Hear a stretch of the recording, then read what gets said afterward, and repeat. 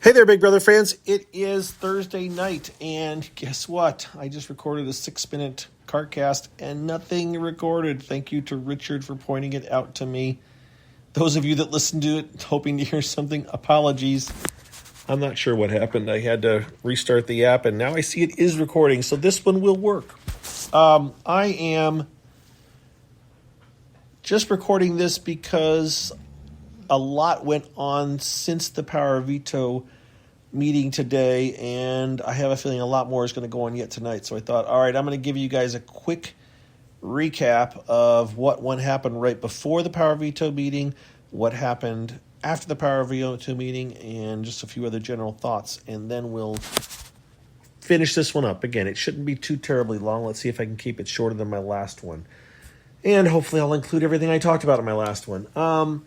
So, before the Power Veto meeting, it turned out that Derek X, I think, is the one that gave the heads up to Alyssa that Christian was going to be blindsided. So, if I'm wrong on that, apologies. I'll correct myself tomorrow. I do know that Alyssa told Christian because I retweeted a video of her telling him, and you could tell he was kind of freaking out about it. And he was not pleased. So he was not blindsided when the actual Power Veto meeting happened. But afterwards, he went into overdrive on campaigning, it seems. Again, I am, depending on other people's recaps and recounts and what I've read, because my day has consisted of working through all of this. On the drive home, I was on Twitch talking with people about it, and they were telling me what they had seen, and we were talking about the consequences and how we thought things were going to go. And then when I got home, I grabbed a quick bite to eat, and then I went and walked my dog for like an hour, and I jumped on Clubhouse for the fun of it and had a long conversation with myself and Eric, my friend from Big Brother the Game that I played the second season with, as well as Nona, who jumped on the first time we did a Clubhouse chat, and a few other people popped in and listened for a while. And we talked for, like I said, a good hour about what was going on. And then I came home and I've been trying to catch up, but I still haven't caught up completely. So much went on. As I said, Christian went into campaign mode. Some people gave Sarah Beth advice not to campaign too hard. Tiffany gave Christian a lot of advice, which I found interesting. On the one hand, I took it to mean that Tiffany was kind of willing to help Christian stay. But what I've been told by others is that no, in reality, Tiffany did say, I am not trying to flip the vote. But she's definitely doing some talking, but I guess it's partly so that she can kind of load up the ammo against Sarah Beth by giving Christian all kinds of reasons to throw Sarah Beth under the bus. And yet, when Christian is gone, then Sarah Beth will still look bad because of all the bad things that Christian said. And guess what? It wasn't coming out of Tiffany's mouth, right? So perhaps that's the angle. Tiffany, man, she is playing hard.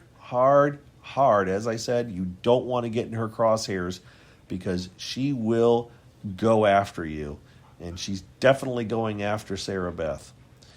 But I guess she's willing to let Christian go this week. That's where we'll have to see. I have a feeling it's still going to be a bit questionable and up in the air even through Thursday.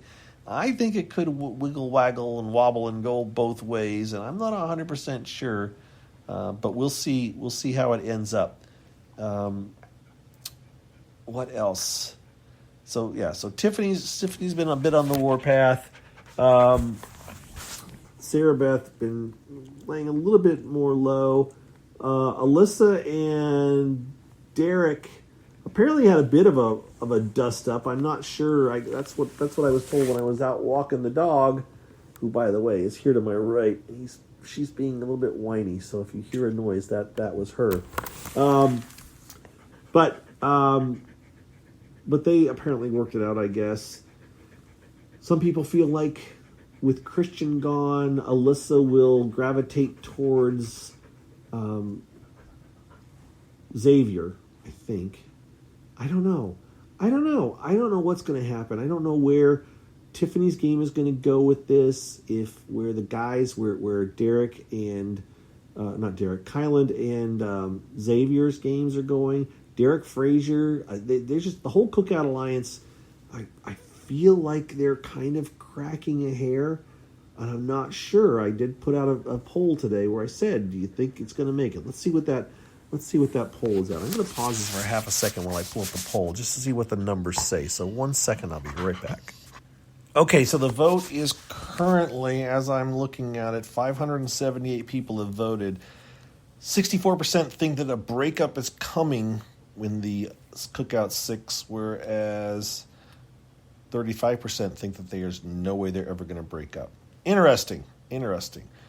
I am with the majority, and I think something's going to happen. I don't think the 6 are going to make it to the final 6. Now, I would say, in addition to that, I think it's going to be because one of them is going to break away, not because of just pure bad luck where someone not in the Cookout gets head of household and nominates, just nonstop Cookout people. Although it's possible, because it could happen, with the 7, the person who, if 7 of them left is like, I can only put up Cookout people. I mean, that's one way it could happen. At the 8 or at 7, I mean, if there's 8 people left and a non-Cookout person gets it, by then they've got to realize the Cookout's there, and they're going to put up, 3 Cookout people.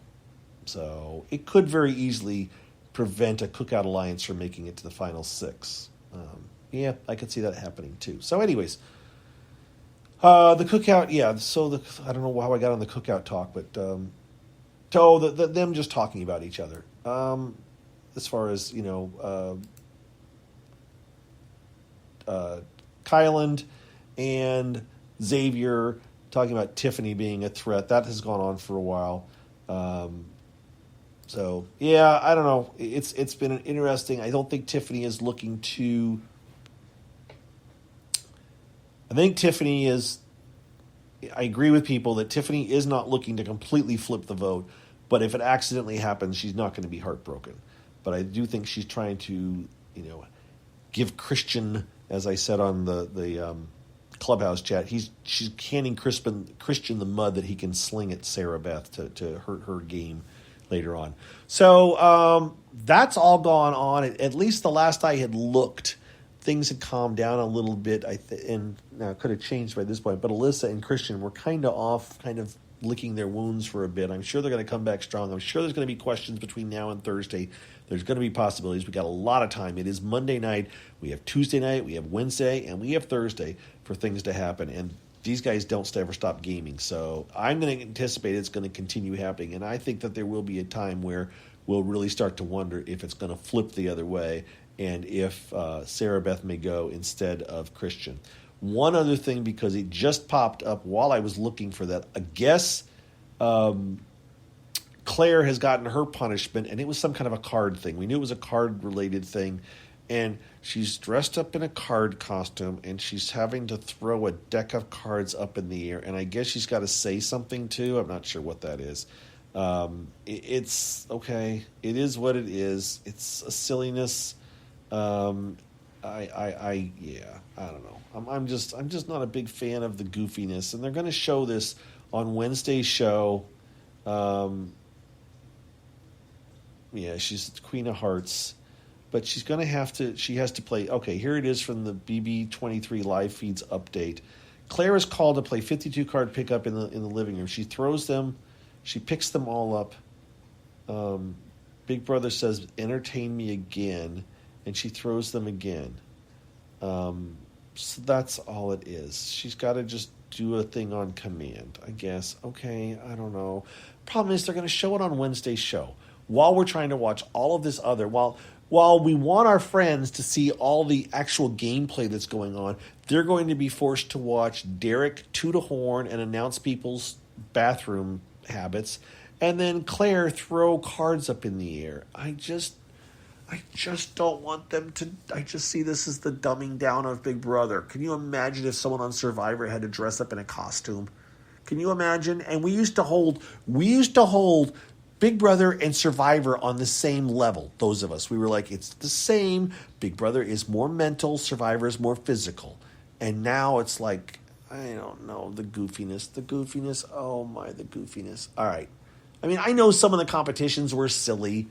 Back in the day, back in the early years, Big Brother, some of the competitions were silly, but this is just beyond that. It's just cartoonish. All right, I'm done.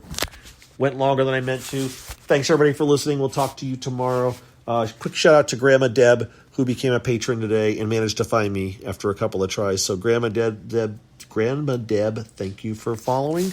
And those of you also that jumped onto Twitch this afternoon that I hadn't talked to again. Shaka Cohan stopped on again. Grandma Deb stopped in.